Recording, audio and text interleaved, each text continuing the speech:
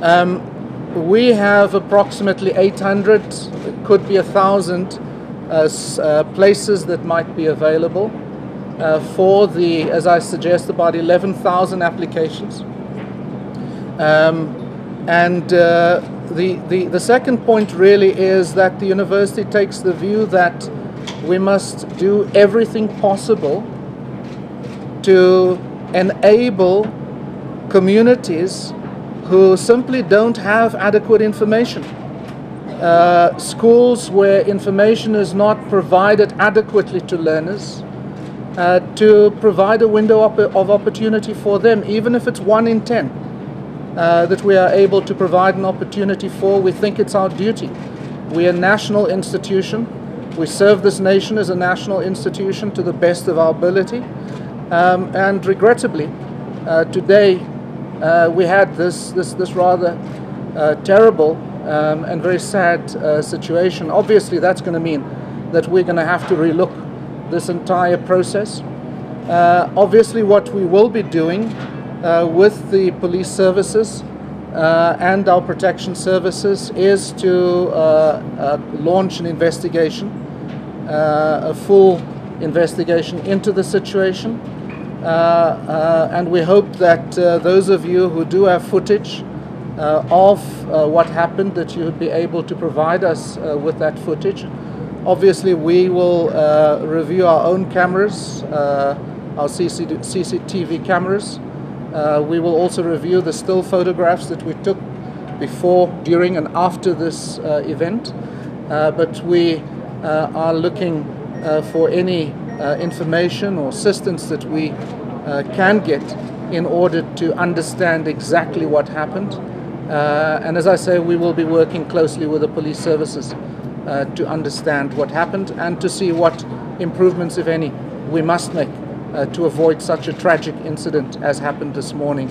But before we turn to questions, perhaps if we could I could ask Prof. Mari, perhaps just to talk about the late application process more. Thank you. Yes, every year we have many workshops based on the lessons learned the previous year. So we put together a strategy, making provision on this campus this year. We centralized the process on this campus this year because it became too difficult to manage 4 different campuses simultaneously.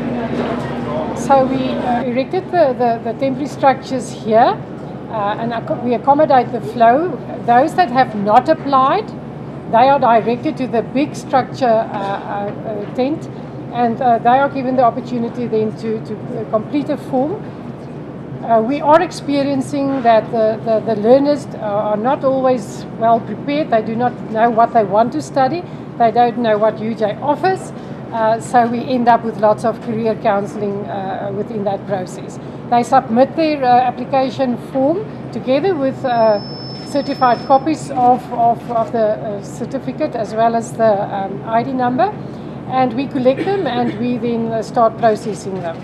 We divide them then in the different faculty programs at our Student Enrollment Centre, after which these applications are directed to the faculty, and they then see if they do have space in that particular program.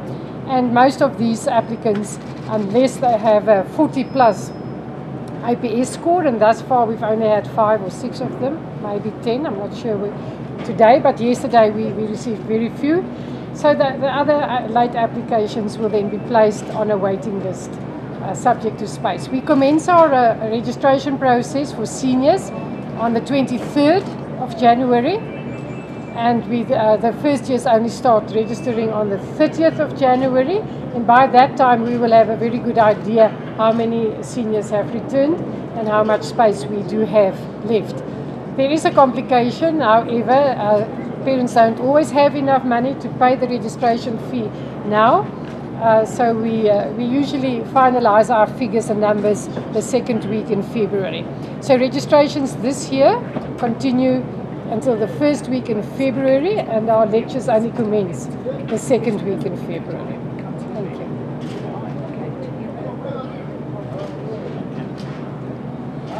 Okay, so I mean, you will notice that even the lines as they flow, the flow is not as good And the reason for that, when you go into this tent, and you will have an opportunity again to have a look at it, is precisely what Prof. Mari is stating.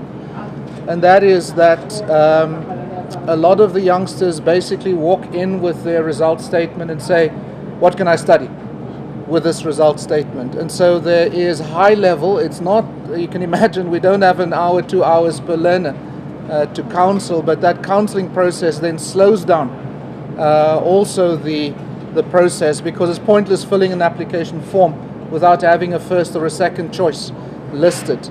And so it does mean then, as Prof. Mari has indicated, that once the seniors have registered, we would be able to inform these late applicants who have been conditionally admitted that you're actually admitted and you can come to the university. So yes, within 48 hours they will know their status, and that status may be declined or conditional. That conditional can be converted to full admission, subject to what happens in the next not in the next 3 weeks, but from the 23rd of January till the second week of February. So that's the situation then. Just going back to the fatality and to the very sad loss, a very complicated situation, because the young man was in the tent when this situation happened, or at least was in the lines when this situation happened, and he was not aware of his mum having perished. And so we are providing counseling and support to all of the families concerned. As I said, we have one fatality at this stage, two very critical that we anguished about, and then 6 or so other lighter injuries as a result of this stampede.